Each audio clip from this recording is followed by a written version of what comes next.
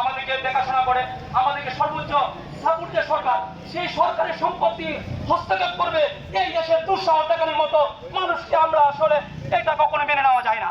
সুতরাং আমি আমাদের কটিয়াদীর থানার কটিয়াদীর উপজেলা সন্তান সংসদের পক্ষ থেকে তীব্র প্রতিবাদ এবং নিন্দা জানাচ্ছি এবং দ্রুত বিচারের আওতায় এনে তাদেরকে শাস্তিমূলক ব্যবস্থার জন্য আমি কঠোর এবং আমাদের সকল সন্তানদের পক্ষ থেকে কঠোর দাবি দূর দাবি জানাচ্ছি। সেই আসলে আমি আমার আসসালামু আলাইকুম।